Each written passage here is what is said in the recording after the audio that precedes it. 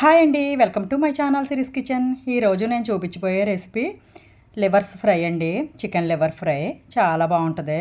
దీనికోసం ముందుగా లివర్స్ తీసుకుని శుభ్రంగా కడిగి పెట్టుకోవాలి. ఇలా ఇందులో కందనకాయ గుండెకాయ ఇస్తాడు కదా, వాటిని శుభ్రంగా 5-6 సార్లు బాగా నిమ్మకాయ వేసి, బాగా ఉప్పు నిమ్మకాయ వేసి కడిగి పెట్టుకున్నాను నేనైతేని. తర్వాత ఒక ఇనప కడాయి అన్నది పెట్టుకున్నాను నేను. పెట్టుకుని కొంచెం ఆయిల్ వేసుకోవాలి. దీనికి ఆయిల్ ఏం పెద్దగా అవసరం ఉండదు. కొంచెం ఆయిల్ వేసుకున్న తర్వాత ఈ లివర్స్ ఆయిల్లో వేసి బాగా వేయించుకుందాం. ఈ లివర్స్లోంచి చాలా వాటర్ వస్తాయండి. వాటర్ అంతా ఇంకిపోయేదాకా వేయించుకోవాలి. చూడండి, ఫస్ట్ ఆయిల్లో హై ఫ్లేమ్ పెట్టుకుని వేయించుకోవాలి. వీటిని కొద్దిసేపు వరకు హై ఫ్లేమ్ పెట్టుకుని వేయించుకోవాలి, ఒక 10 మినిట్స్ వరకు.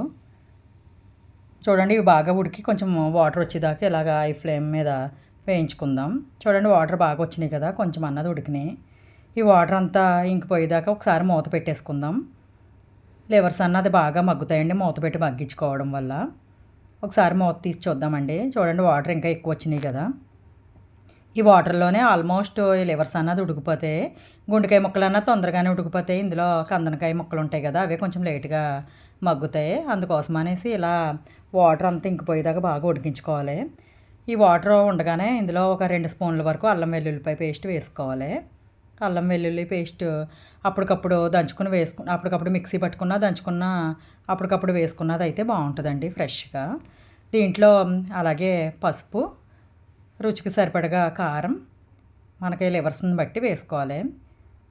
ఇంకా సాల్టు, రుచికి సరిపడా సాల్టు వేసుకున్నాను. వేసుకుని కొంచెం గరం మసాలా ఇది కూడా వేసి బాగా కలిపేసుకుందామండి. ఇప్పుడు ఈ వాటర్ ఉండగానే వేసుకోవాలి. ఇవన్నీ బాగా కలుస్తాయి.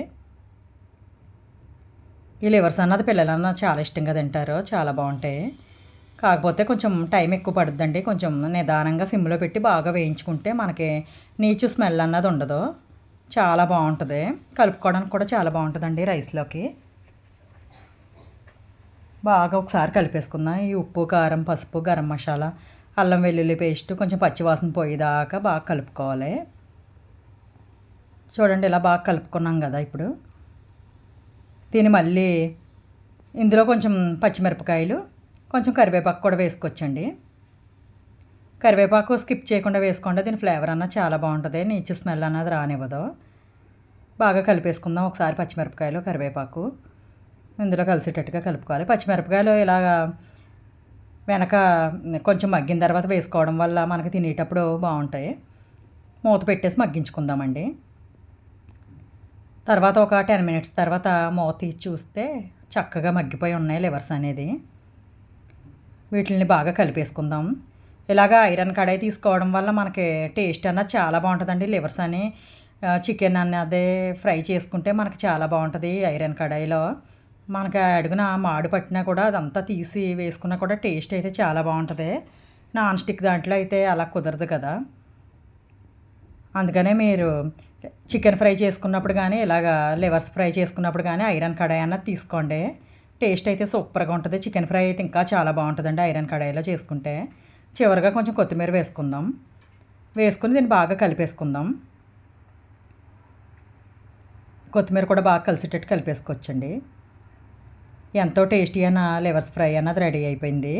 ఇది నాకైతే ఒక గంట టైం పట్టిందండి. అంత సిమ్లో పెట్టి కుక్ చేసుకోవాలి. చాలా టేస్టీగా ఉంటుంది. మీకు నచ్చినట్టయితే తప్పకుండా ట్రై చేయండి. Thank you.